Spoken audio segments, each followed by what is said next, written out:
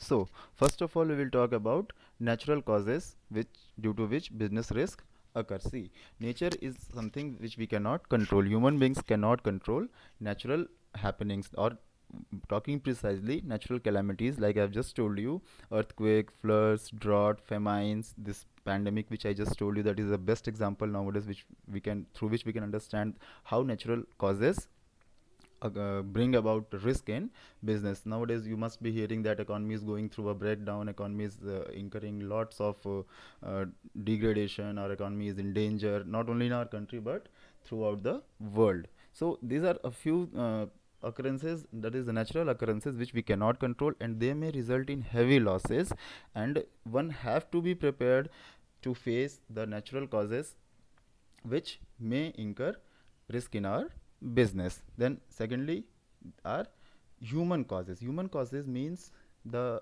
things which do happen in a business due to the humans, that is the employees or the people who are working for our business. Now how can they affect business, how can they bring risk in business? That is sometimes dishonesty of employees, that is they can give our secrets to our competitors, then that will be a loss for our business.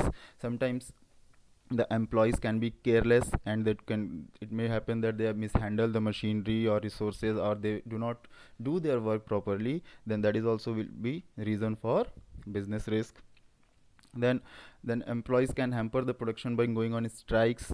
They can say that okay, from today we will not work unless and until our salaries are increased or our working conditions are improved.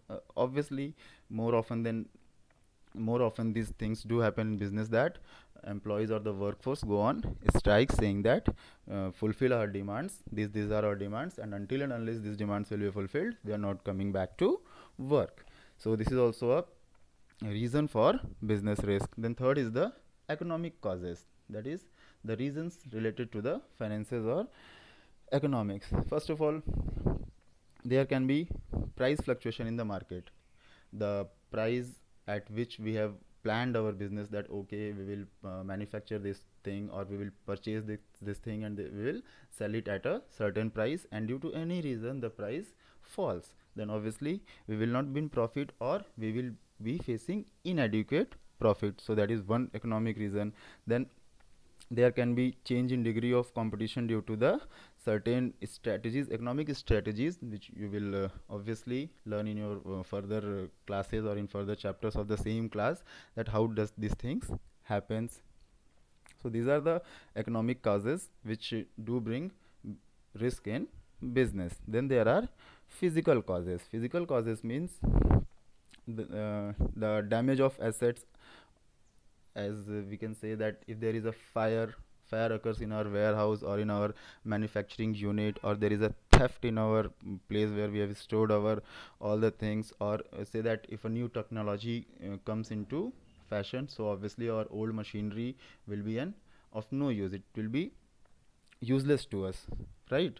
And because it will be useless, obviously we will have to change those machineries or those things from the new one. And where will that cost go? That cost will obviously we will that will come in our business as a loss. And whenever a loss is incurred by business which is unexpected, then that is termed as risk, that is business risk. So these are few wide categories of business risk, that is natural causes, human causes, physical causes, and economic causes.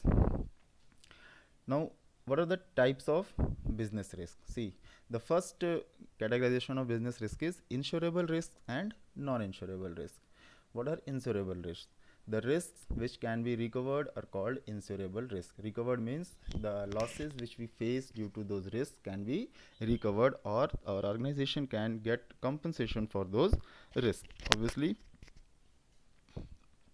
all risks are not insurable. Generally, the natural and physical risks are insurable risks. Example: businessman can take a fire insurance policy to recover the losses due to fire.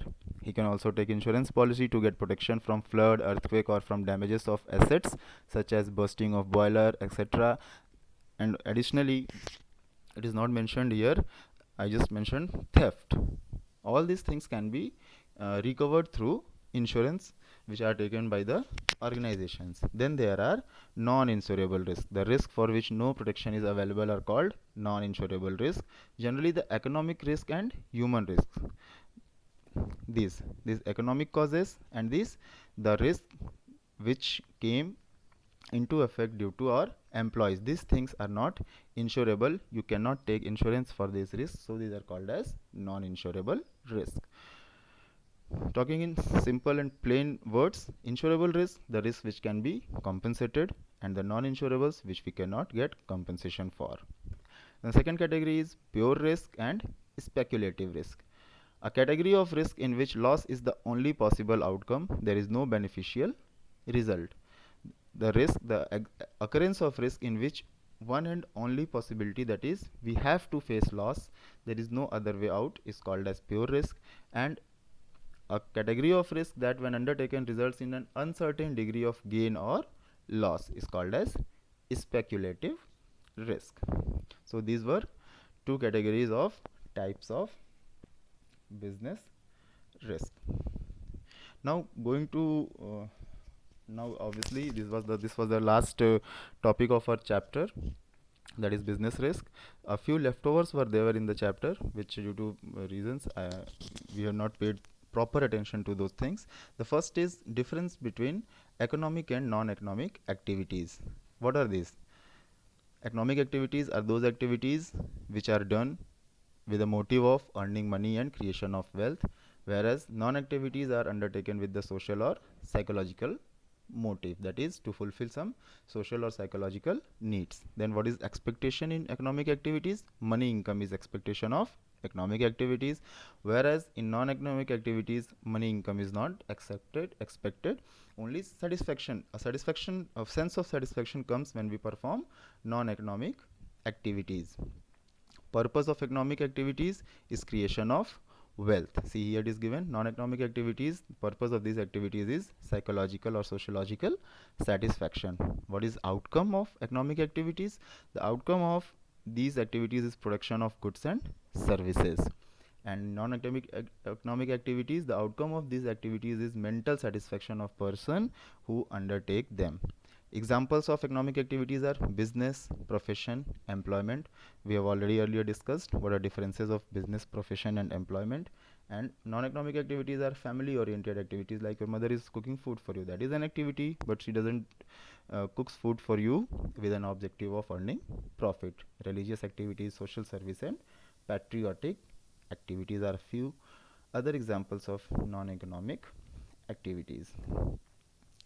We go through these a few further differentiations of economic activities and non-economic activities. These are simple one-liner explanations as I have discussed in this slide. So just go through it for a better understanding of economic activities and non-economic activities. So this is a table showing distinction between business, profession and employment. These are the bases on which these are being differentiated. Commencement, which means how they are performed. Qualifications for business, profession, employment. Then what are the investments for all these three? What are the risks involved? What is the transfer of interest? Then main objectives, code of conduct, nature of work involved and reward.